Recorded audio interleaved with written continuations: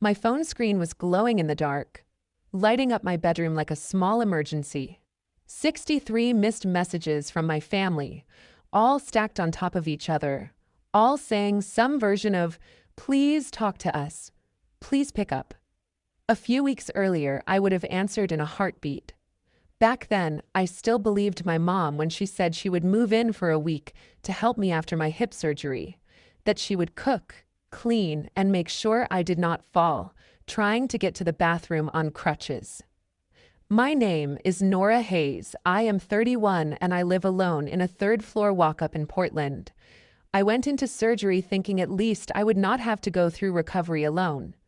Instead, 2 days after I came home, I found out my mom had packed her ski jacket and left town. When I called my sister, I could hear music and laughter in the background, the wind rushing past an open car window. She did not even lower her voice when she said, "Don't guilt-trip me. We are here to relax, not to serve you." I stared at my pill bottles on the top shelf, at the empty fridge, at my swollen leg, and something in me just snapped. So I smiled through my teeth and told her, "Thanks for showing me who you really are." She laughed like I was being dramatic and hung up. That was the last normal conversation my family ever had with me, because a couple of weeks later, I made a decision they never saw coming. And if you have ever been the reliable one in your family, you might want to hear exactly how I finally stopped saving them. The morning of my surgery felt almost calm, like everyone had finally agreed to take me seriously for once, and I remember thinking maybe I had been too harsh when I told my sister, "Thanks for showing me who you really are." My mom drove me to the hospital, fussing over my bag, my paperwork, my phone charger, telling every nurse who walked by that she was staying with me and that she would be moving into my apartment for at least a week after I was discharged. My dad, Mark, showed up with coffee, kissed my forehead, and said we would all get through this together. My sister, whose name is Tessa, swept in late with her husband, Evan, holding a to-go latte, and her phone up for a quick selfie. Something like visiting my brave little sis before hip surgery, and then she was gone before they even rolled me into the operating room. When I woke up, groggy and dizzy and feeling like my hip had been replaced with a brick, my mom was sitting in the chair next to my bed, scrolling through her phone and telling me not to worry, that she had everything under control at home. She told me she had already made a shared Google Calendar for my meds, my physical therapy exercises, and even my meals. And she kept repeating that she would be staying in my place, so I would not have to do this alone. I clung to that promise when they discharged me the next day, when every bump in the road on the way back to my third-floor apartment made my teeth clench. My building does not have an elevator, so just getting up those stairs once with crutches and fresh stitches was a full workout. My mom helped me into bed, stocked the nightstand with water, snacks, and my phone, put a couple of containers of soup in the fridge, and told me she was going home just to grab some clothes and check on the coffee shop she owns with a friend. She kissed my forehead and said she would be back early the next morning. I believed her, because that is what you do with your mom, even when you should know better. The first night at home was rough but manageable. I had pain meds, I had TV, I had the flimsy comfort of hearing her voice in my head saying she was coming back. The second day, my hip felt like it was on fire. I needed my next dose of painkillers, but the bottle I had to switch to was on the top shelf in the kitchen, just out of reach if I stayed safe with my crutches. I called my mom and it went straight to voicemail. I texted her and saw the little delivered sign, but no typing bubble. I messaged the family group chat that she had made for my recovery, the one called Nora Recovery Squad, and it stayed completely silent. I tried to tell myself she was driving or busy with a customer, that she would walk in any minute with groceries and a guilty smile. When the pain got worse, I tried to be independent and called in a food order on an app, thinking I could manage to shuffle to the door. The driver did what they always do in my building, left the bag in the hallway and took a picture, but by the time I had gritted my teeth, braced my crutches, and inched my way out of bed, My leg gave out halfway to the door and I had to crouch there, sweating, trying not to cry. The food sat outside until it went cold. I made it back to the couch somehow, found an old granola bar, and tried to laugh at myself for being so helpless. By the evening of that second day, my phone was still dry of any call from my mom. No message from my dad either. It was only when boredom and anxiety pushed me to open Instagram that the truth hit me like a fresh wave of pain. There on my screen was Tessa in a brand new ski jacket, standing in front of a snowy slope with her arm around my mom, my dad and her husband Evan behind them, all of them grinning at the camera. The caption said something like much-needed family getaway to Mount Hood, and the story clips were full of them singing in the car, clinking travel mugs, talking about how they had earned this break after a stressful season. No one looked stressed. No one looked worried. No one even mentioned the daughter they had left on the third floor with fresh stitches and an empty fridge.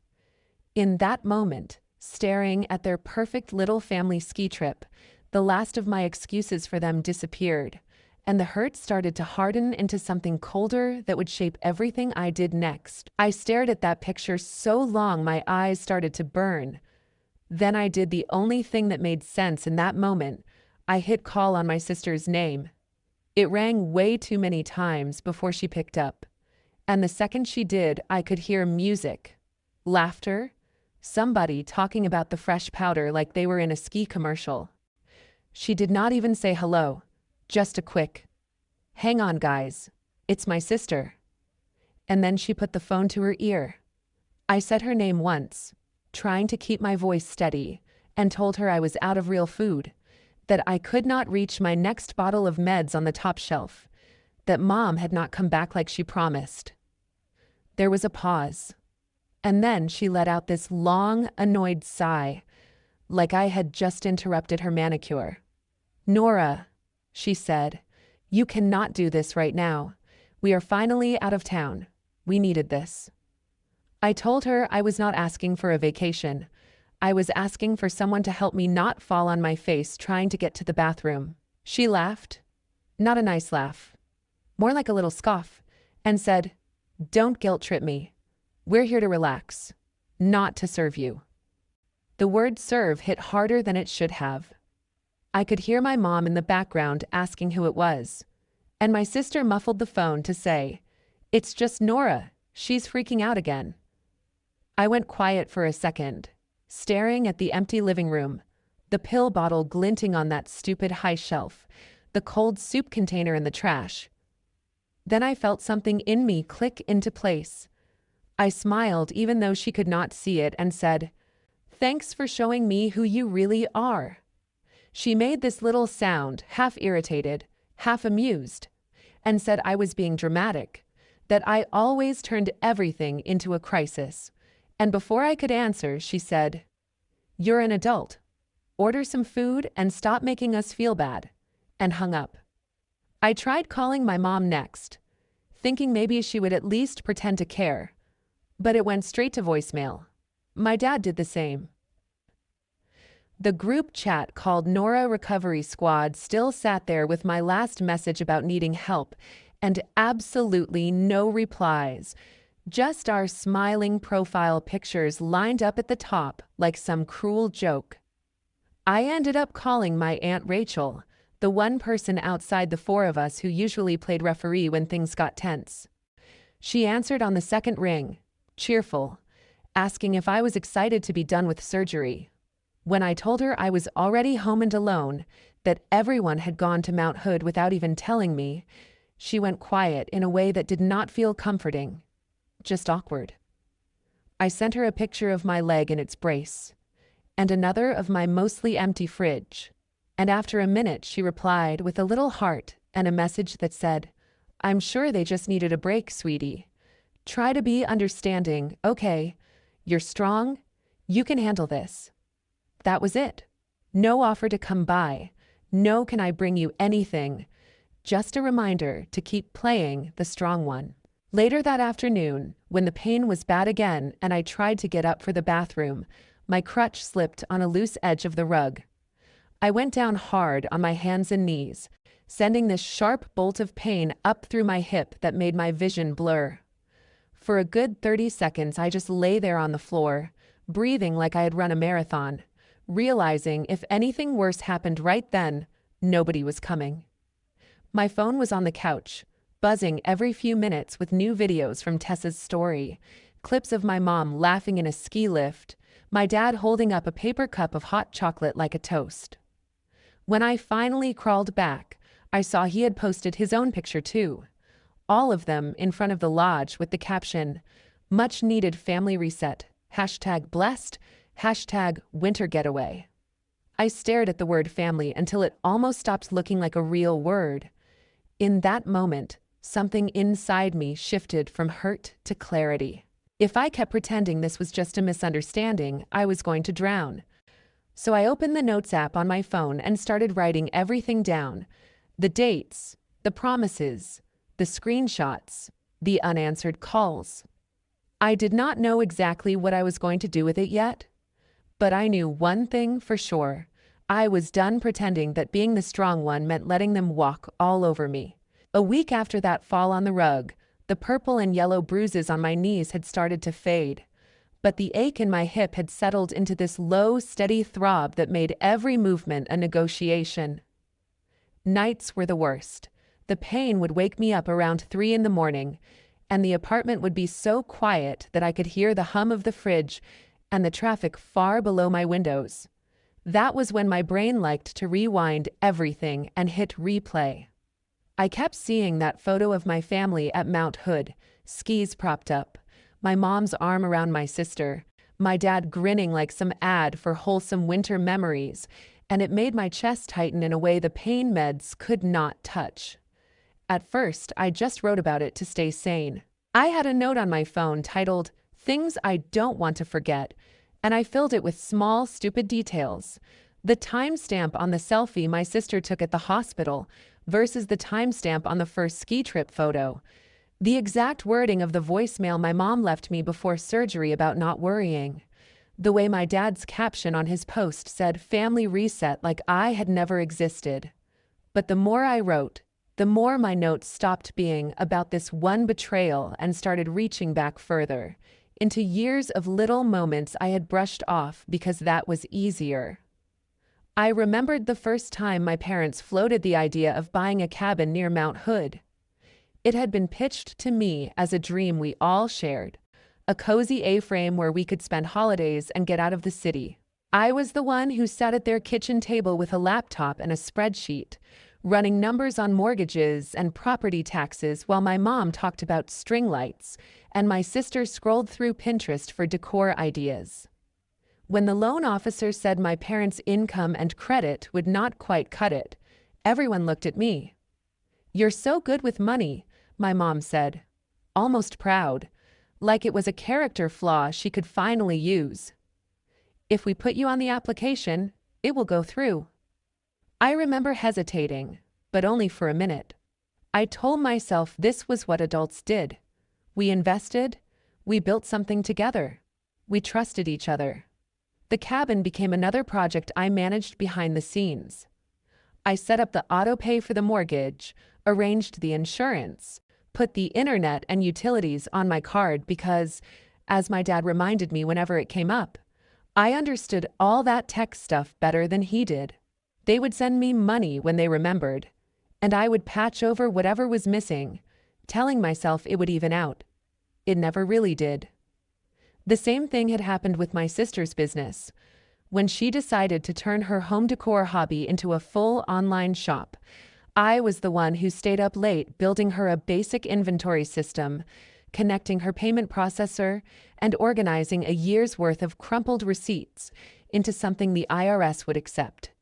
She called me her secret weapon, her genius, her back office, and I laughed and let it feel like a compliment instead of a warning.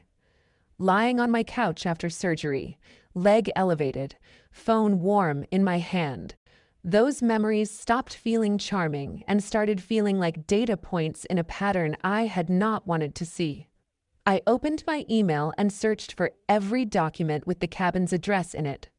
They were all there, neat and undeniable. My name on the deed as a co-owner, my signature on the loan, my email as the main contact. I pulled up the banking app for the joint account I had with my parents, the one that was supposed to be temporary, just until they got out from under a rough patch, and scrolled through months of withdrawals labeled mortgage, insurance, internet, repairs. More than I had let myself notice. Then I checked the accounts that were only mine and saw how often I had quietly moved money around to cover overdrafts in that joint account before a payment bounced and hit my credit score. My hands started to shake, not from pain this time, but from the realization that while my family treated me like an optional extra, someone they could leave behind for a long weekend, their entire lifestyle leaned on me like a crutch. Without my name, my income, my ability to organize and pay on time, the cabin would not have existed in the first place. Their family reset spot had my fingerprints all over it. Once I saw it, I could not unsee it. I thought about the night, a couple of years ago, when my parents called me panicked because the electric company was threatening shutoff. I had dropped everything, driven over, and spent hours on the phone arranging a payment plan, then covered the first payment on my own card because my mom was in tears and my dad was furious with himself. Nobody forced me. I had wanted to help. But they never acted like they owed me anything for that. It was just absorbed into the story of Nora the responsible one, Nora the fixer. That story had been flattering when I was younger. Now it felt like a trap. The anger that came with that realization could have easily turned into some dramatic revenge fantasy. Me marching into their house, screaming about betrayals, throwing around words like disown and ungrateful. But screaming had never been my style, and if I was honest, I did not want to blow up my life. I wanted to stop being the unpaid safety net holding up theirs. So I did the most Nora thing possible. I opened my laptop, propped myself up a little higher on the pillows, and started researching attorneys. I skipped the ones with flashy ads and smiling faces on billboards and looked for someone who dealt with boring things like property disputes and joint accounts.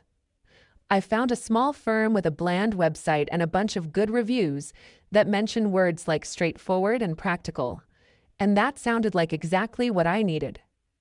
My email to them was the first time I truly laid out the situation without minimizing it. I introduced myself, explained I was recovering from hip surgery, that my immediate family had left town for a ski trip without arranging any care, that I was on several joint accounts and owned a share of a vacation property where I no longer felt safe or welcome. I attached the deed, the loan documents, screenshots of the autopays in my name, and I wrote, I want to know what my options are to remove myself from any shared financial responsibility while taking only what is legally mine. Hitting send felt strangely more intimate than any of the desperate texts I had sent to my family in those first days. I was finally asking a question I knew they would never answer honestly. Am I allowed to stop carrying this? While I waited for a reply, life around the edges of all this mess quietly kept going. Mr. Lopez, my downstairs neighbor, knocked on my door every evening like clockwork to bring up my mail and see if I needed anything from the corner store. One night he showed up with a big container of homemade stew and a shy explanation that his mother had always cooked for the block when someone was sick, so he was just doing what she taught him. My team lead from work sent a grocery delivery after I admitted I had messed up an order because I could not get to the door fast enough.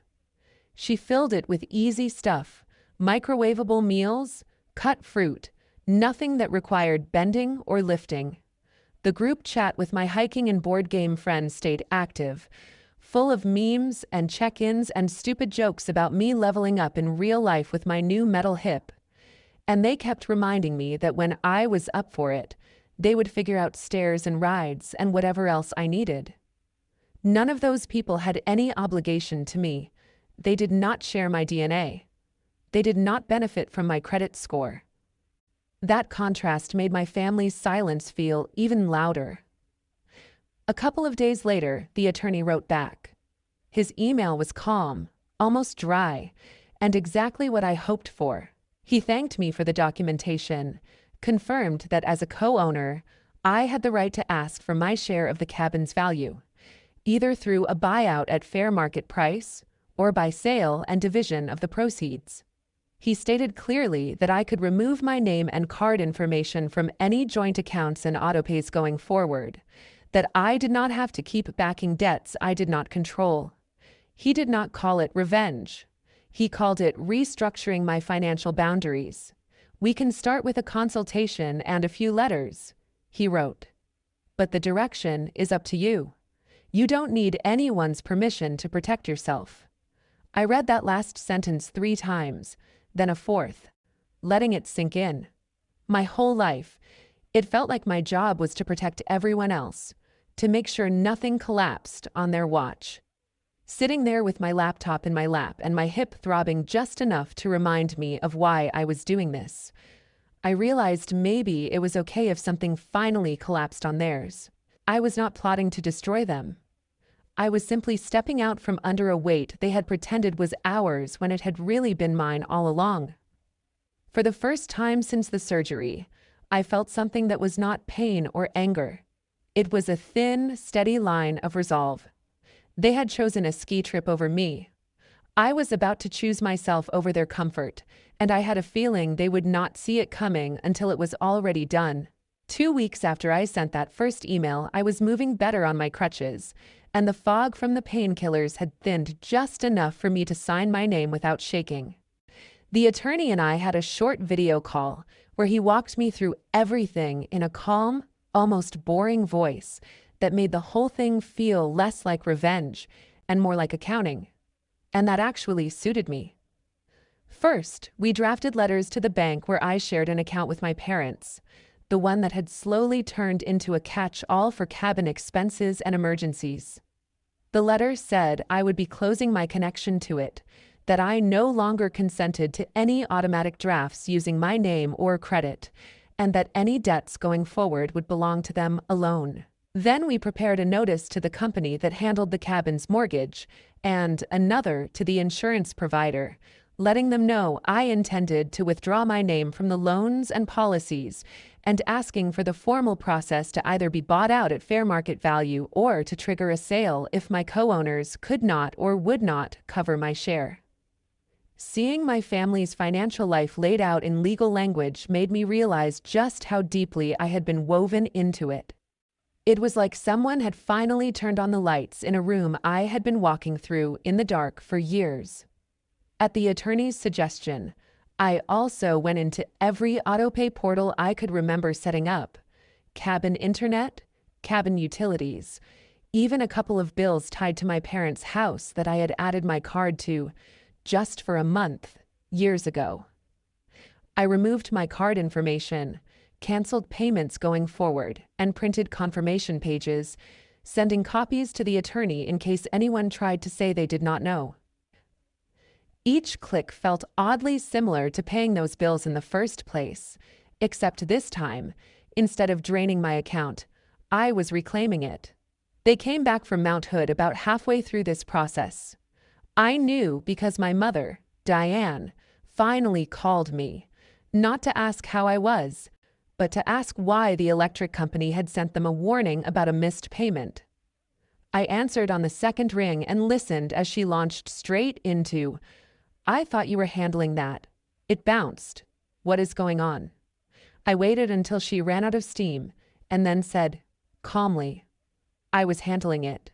I am not anymore. You own the house. You run the coffee shop. You can set up your own autopay." There was a beat of stunned silence, and then she said my name like a warning. "Nora, you are being unreasonable. We are family." I told her family does not leave someone fresh out of surgery alone and drive to the mountains. If you can do that, you can figure out how to log into a utility account. She started to say she had needed a break, that things had been hard at the shop, that Tessa had already booked the Airbnb, and the more she talked, the more obvious it became that she was still centering herself in a story where I was a side character, making things inconvenient. I ended the call before she could build up to a full guilt trip and texted her the customer service number for the electric company. The next day, my dad showed up at my apartment unannounced. I heard his knock, and for a second my body reacted the way it always had when he came by, a little rush of hope that maybe he was here to fix something. I opened the door slowly, leaning on my crutch, and he stepped inside like he owned the place, looking around at the stack of legal paperwork on my coffee table and the crumpled delivery bags in the trash. He did not ask how my hip was. Instead, he held up a letter from the mortgage company, the one my attorney had helped draft. "What is this?" he demanded, waving the paper. "You are trying to force us to sell the cabin." I told him the same thing I had told the lawyer, that he and Mom and Tessa could buy out my share at fair market value if they wanted to keep it, or we could agree to sell and split the proceeds. "I am not trying to take anything that is not mine," I said. "I am just done paying for something I cannot even use without being an afterthought." He said, almost incredulous, "You would really do this over one trip, one mistake?" I looked at him and said, "This is not about one trip. This is about a pattern that has been going on for years, and this was just the first time it almost broke me physically. If I had fallen worse, if I had hit my head, you would have been too busy skiing to even know where they found me." He did not like hearing that. He called me dramatic too, said I was hurting my mother, upsetting my sister, that I had always been the reasonable one, and he did not understand why I was acting out now. I answered, "Maybe the reasonable one is just done being used." I walked him to the door, literally, crutch and all, and when he tried to step back inside to continue the argument, I blocked the doorway with my body. For once, I made the conversation end on my terms. Over the next week, little things started happening that I knew were connected to the changes I was making. Tessa texted me in a rush one morning, demanding the login information for a shared spreadsheet I had built for her business orders and expenses, the same one that used to live entirely on my laptop. I told her I had exported everything and that she should set up her own system going forward. She replied with a string of messages about how I was sabotaging her shop, how she had promo deadlines and brand deals and could not afford to look unprofessional. And I wrote back, "I am not sabotaging anything. I am just no longer doing free bookkeeping for someone who cannot return a phone call when I am recovering from surgery." After that, she tried a different angle, offering to pay me a little something to help her just one more time. I said no.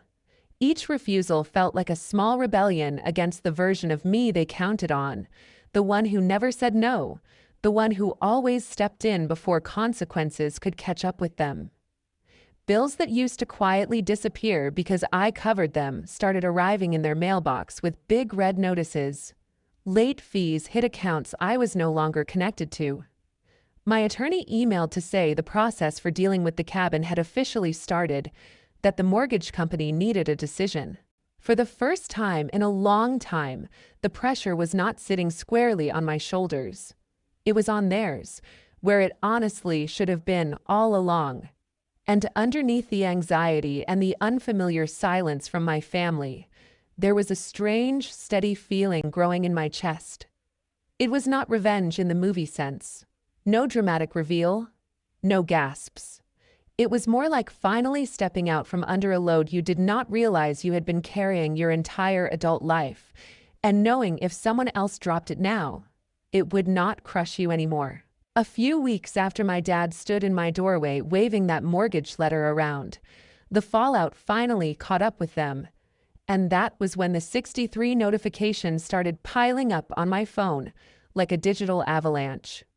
It happened on a Tuesday morning while I was sitting on my couch after physical therapy, scrolling through an exercise app and feeling proud I could lift my leg a few inches without wanting to scream.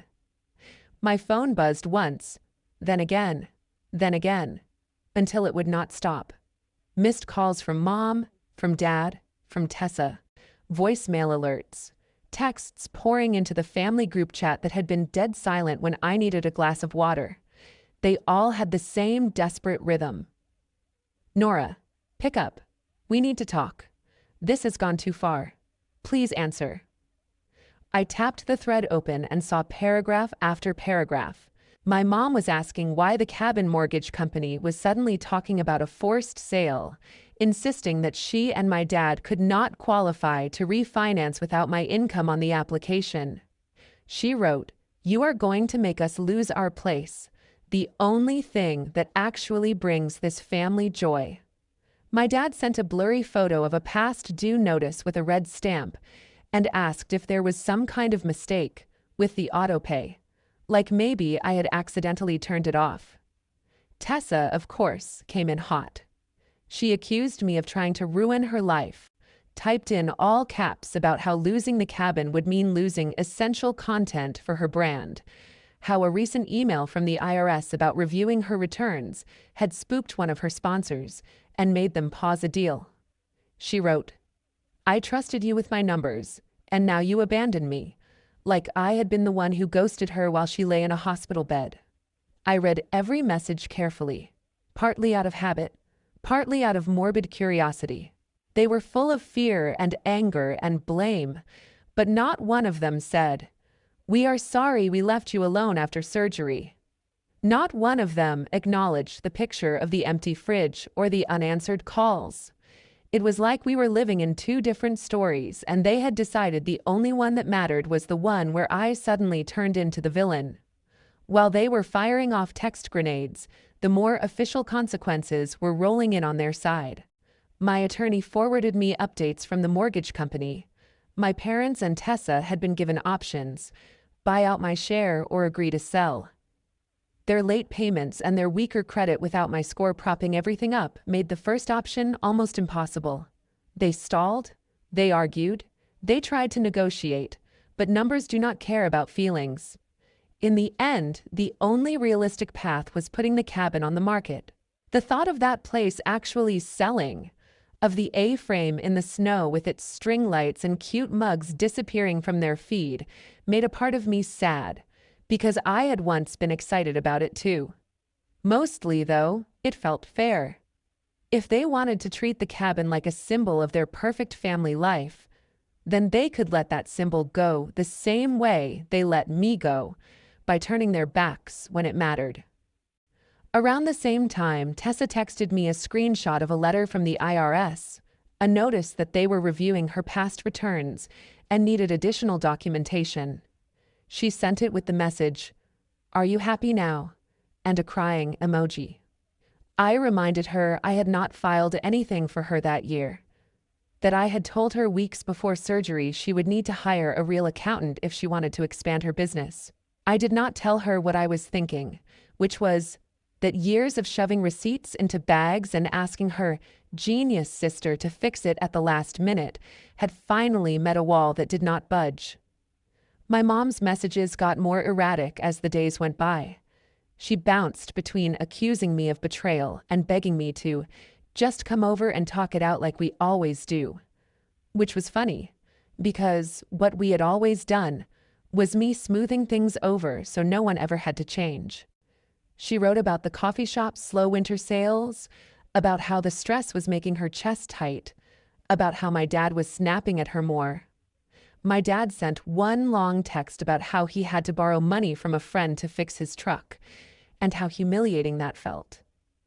Tessa complained about losing a brand deal and having to tell her followers she was restructuring her business. Through all of it, the words "I am sorry" never appeared.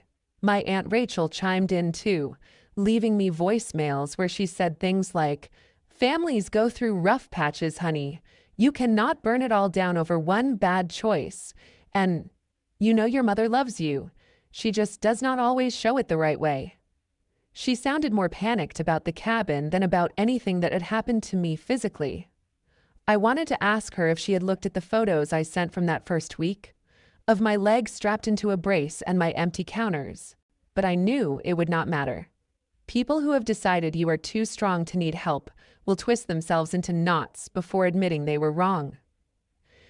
While my family group chat turned into a wall of pleas and accusations, my real life outside of that thread got strangely quieter and more peaceful. Mr. Lopez knocked on my door one Saturday with a grocery bag and an invitation to come downstairs for dinner if I felt up to it. He and his partner served enchiladas and made sure there was a chair with extra cushions for my hip. My coworkers sent me a silly get-well-soon video and a care package with tea and a weighted blanket. My board game friends shifted our weekly meetups online until I could move better, then insisted on picking me up for the first in-person night so I did not have to navigate the bus. None of them owed me those things. None of them shared my last name. And yet, they were the ones checking in on my pain levels and my progress, not whether I had reconsidered saving a cabin or repairing my parents' credit. One evening, after a particularly intense flood of messages from the family chat about how I was destroying everything, I muted the thread and set my phone face down. I sat at my window and watched the rain slide down the glass, feeling an odd mix of grief and relief. Losing the cabin and the illusion of being the good daughter hurt, but the weight that had been sitting on my chest for years was finally starting to lift. They had taught me I did not matter as much as their trips, their comfort, their image. Now they were discovering what their lives looked like without the person who quietly made the math work. I did not need to say anything dramatic or deliver some big speech. The numbers were talking for me, and for once, I was willing to let the silence between us grow. By the time spring settled over Portland and the rain finally eased into softer showers, I could walk down the sidewalk without a limp, just a faint ache in my hip when I moved too fast. The cabin had a pending offer. My attorney had confirmed my share would be wired into my own account, and my parents were still treating it like a funeral. In the family group chat, my mom dropped long messages about memories by the fireplace and how sad she was to lose our special place, like it had been stolen by a stranger instead of sold because of their own choices. Tessa ranted about how she would have to find new content locations, adding that I was ruining her aesthetic, which I guess was the closest she could get to admitting something in her life was actually my decision and not hers. The thing is, while they were consumed with that loss, I was quietly building something else. I moved out of the third-floor walk-up that had become a symbol of everything I suffered through alone, and into a smaller apartment with an elevator, wide hallways, and windows that let in real light. I picked the place myself, signed the lease myself, paid the deposit with my own money and what used to be my family rescue fund. For the first time, I did not need to check if a surprise bill or one of my sister's emergencies would wipe me out. I set up my own bank accounts and autopays where the only name on the paperwork was mine. Seeing that clean list, no shared utilities, no mystery charges for a cabin I barely used, felt almost as good as walking without crutches. I started therapy around the same time. My therapist listened as I laid out the events like they were bullet points in a report. The surgery, the ski trip, the empty fridge, the cabin, the credit. All the years of being the reasonable one. She nodded and started using words I had never applied to my own life: roles, enmeshment, golden child, scapegoat. She explained how some families unconsciously assign jobs to their kids: the one who succeeds, the one who keeps the peace, the one who absorbs the blame, and how sometimes the only way to break that pattern is to disappoint everyone at once and survive it.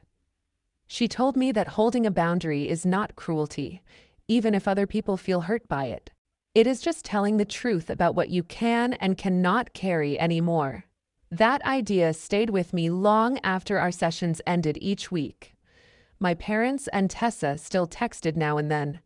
My mom's messages softened from rage to guilt, tinged nostalgia. Remember when we used to bake cookies at the cabin? Your dad misses you? Your sister is under so much pressure. My dad sent shorter notes, more practical. Hope your hip is doing better. The truck is fixed. Things are stressful. Tessa mostly stayed silent or sent the occasional passive-aggressive update about how busy she was reorganizing her business. Not one of them wrote, "I am sorry we left you alone after surgery." Maybe they could not afford to look at that part of the story yet. I answered when I felt like it and let the rest sit. I stopped explaining myself. I put my energy into the people who had shown up when I had nothing to offer but bad hospital jokes and a need for rides. I went to dinner at Mr. Lopez's place twice a month, played board games with my friends on weekends, and slowly got back to hiking shorter, flatter trails. One afternoon, standing on a bluff outside the city, looking down at the river, I realized how different this felt from all the trips to the cabin. No one was taking pictures to prove they were having a good time. No one was waiting for me to pick up the bill or fix the reservations. We were just there, breathing, laughing, existing. That was what family started to mean to me. Not blood, not matching last names, but mutual care and the simple confidence that if I fell, someone would at least try to catch me. Sometimes I still think about those 63 messages lighting up my phone that day. My mom and dad and sister all begging me to talk. Not because they were worried about me, but because they were scared of losing their safety net. There is a version of that story where I called them back, rushed in to patch the holes, pretended the ski trip was just a misunderstanding, and let the cabin and the bills and the resentment keep piling up. That version of me is gone. I look at the faint scar on my hip, and I see a line, not just on my body, but in my life. On one side is the person who believed that being a good daughter meant never letting anyone face consequences. On the other side is the woman who understands that loving yourself sometimes looks like letting people be uncomfortable with what they did and not rescuing them from it. Family, to me now, means the people who would not leave you in a walk-up after surgery, even for perfect snow. Have you ever had to draw a line with someone you love and then hold it, even when they called you selfish for it?